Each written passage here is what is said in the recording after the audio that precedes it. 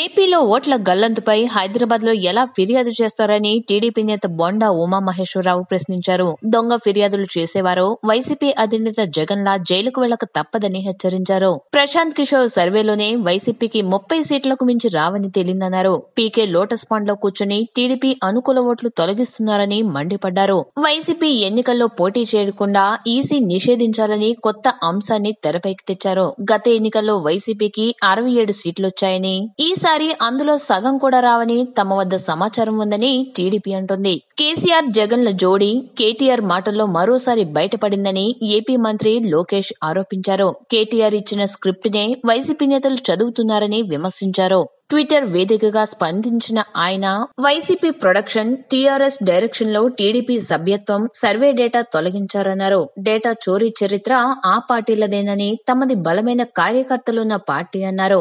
ఎన్నిసార్లు కోర్టులు చీవట్లు పెట్టినా బుద్ధి రాలేదని ఘాటు వ్యాఖ్యలు చేశారు. అమెరికాలో పరుసుపోతే అక్కడ ఫిర్యాదు చేస్తారా లేక హైదరాబాద్ లో చేస్తారా? ఆంధ్రప్రదేశ్ కి చెందిన డేటా పోయిందని ఫిర్యాదు వస్తే ఏపీ పోలీసులకు కేసు బదలాయించాలని కూడా తెలియదా అంటూ తీవ్ర స్థాయిలో ప్రశ్నించారు. అభివృద్ధి, సంక్షేమంలో పోటీ పడలేక ఆంధ్రప్రదేశ్ లో బలహీనమైన ముఖ్యమంత్రి ఉంటే ఆంధ్రప్రదేశ్ నుంచి పోటీ ఉండదు, ఆటలు సాగుతాయనేది టీఆర్ఎస్ కుట్రన్నారు. జగన్మోహన్ రెడ్డికి ఆంధ్రప్రదేశ్ నుంచి ప్రతిపక్ష నేతగా జీతం కావాలి, పోలీసుల నుంచి రక్షణ కావాలి, ప్రజల ఓట్లు కావాలి, కానీ ఆయనకు ఏపీ పోలీసులు, డాక్టర్లు, అధికారులు, ప్రజలపై నమ్మకం ఉండదన్నారు. అందుకే తెలంగాణలో ఉంటూ టీఆర్ఎస్ సహకారంతో ఆంధ్రప్రదేశ్ లో అలజడి సృష్టించాలనే ప్రయత్నం చేస్తున్నారన్నారు. ఆ భయంతోనే జగన్ ముఖ్యమంత్రి చంద్రబాబు నాయుడిని నేరుగా ఎదుర్కొనే ధైర్యం లేకనే కుట్రలతో ఏపీ అభివృద్ధిని అడ్డుకునే ప్రయత్నం చేస్తున్నారని ట్విట్టర్ లో లోకేష్ స్పందించారు. ఏపీపై కక్షగట్టిన ముగ్గురు మోడీలు కుయుక్తులతో అమరావతి నిర్మాణాన్ని ఆపలేక టీడీపీకి ఐటీ సేవలను అందించే కంపెనీలపై దాడులకు దిగుతున్నారన్నారు. తెలుగుదేశం పార్టీ సభ్యత్వాలు, సేవామిత్రుల సమాచారం తొలగించే ప్రయత్నం చేస్తున్నారని ఆరోపించారు.